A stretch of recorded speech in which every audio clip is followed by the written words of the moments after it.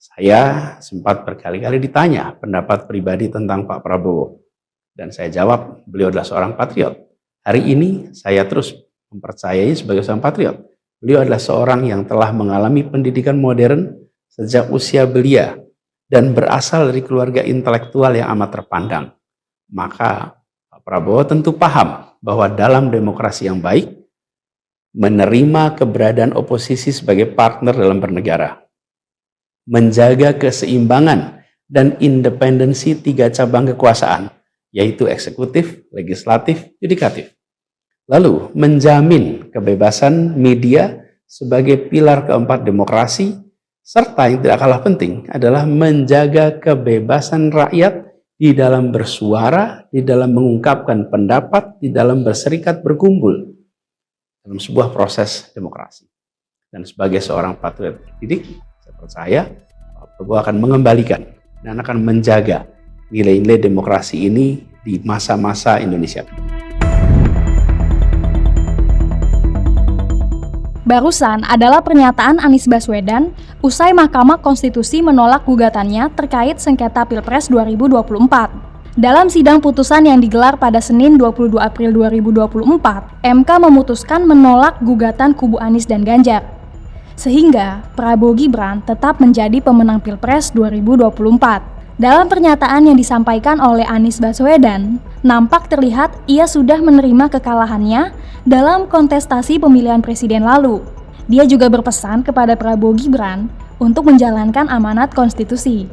Sekilas, dari pernyataan yang disampaikan oleh Anies Baswedan ini menyiratkan sinyal-sinyal positif. Lalu, benarkah ada pesan tersembunyi dari apa yang disampaikan oleh Anies Baswedan? Kalau menurut sejumlah pengamat politik, sikap Anies ini dianggap sebagai sikap sportif karena Anies telah mengakui dan menerima kekalahannya.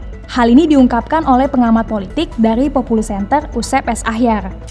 Ini menandakan juga ada sikap dari partai pendukungnya juga yang tidak kekeh ya dengan pendiriannya, dengan menuduh curang dan seterusnya, karena mereka realistis menghadapi ya saat ini mereka fokusnya itu ditujukan untuk membangun bersama-sama, membangun negeri ini gitu ya, baik mungkin mempertimbangkan keputusan berada di dalam koalisi pemerintahan atau di luar pemerintahan.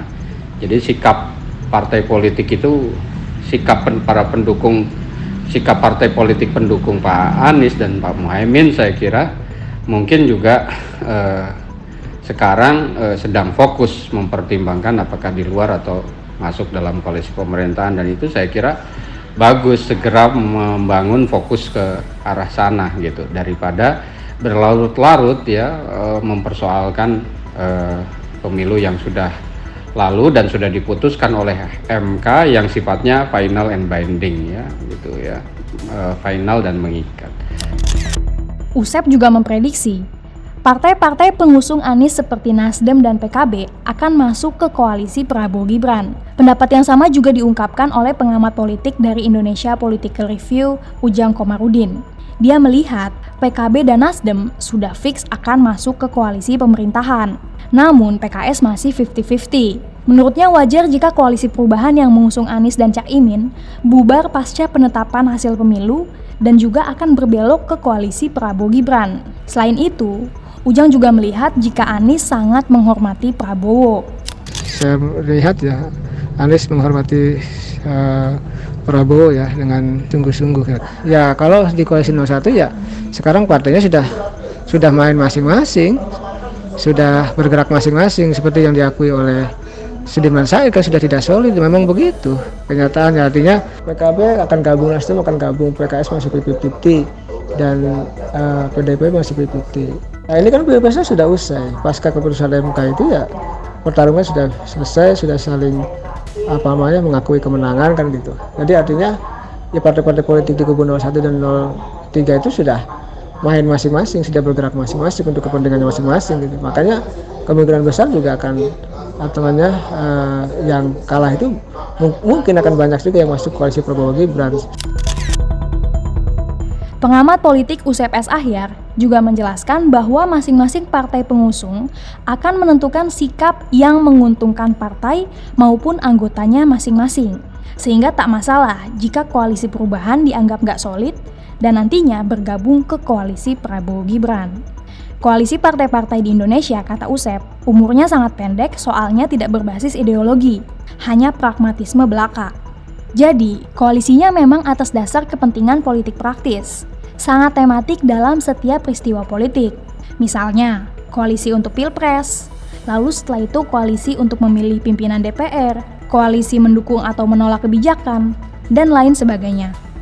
Semuanya didasarkan pada kepentingan politik pragmatis, yang mana siapa mendapatkan apa dan bagaimana caranya.